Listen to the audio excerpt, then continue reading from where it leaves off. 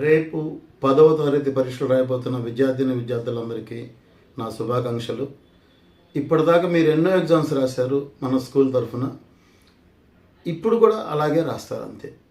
ఎందుకంటే మీరు ఎన్నో ఎగ్జామ్స్ రాశారు, చాలా ఎక్స్పీరియన్స్ వచ్చింది మీకు. పరీక్షలు ఎలా ఉంటాయి, ఏ క్వశ్చన్స్ ఎలా ఉంటాయి, పూర్తి అవగాహన మీకు వచ్చింది. బిట్ పేపర్ కూడా ఎలా రాయాలో మీకు మంచి క్లారిటీ ఉంది. తొందరపడి ఆలోచించి పెట్టకుండా పీస్ఫుల్ ప్రశాంతంగా ఆలోచించండి.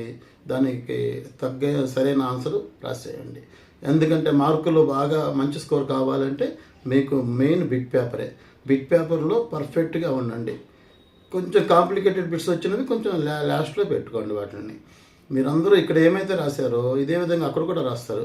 ఒక్క ప్లేస్ మాత్రమే మారుతుంది అన్నమాట. కాబట్టి మంచి ధైర్యంగా మీరు వెళ్ళి ఎగ్జామ్స్ రాయండి. మీరు పబ్లిక్ ఎగ్జామ్ ఫస్ట్ టైం రాయబోతున్నారు. ఫస్ట్ రిజల్ట్ ఇది బెస్ట్ రిజల్ట్ లాగా ఉండాలి. ఇంతకంటే మీరు కష్టపడేదేం లేదు. ఇప్పుడు ఏం రాశారో అదే మ్యాటర్ అక్కడ రాయండి.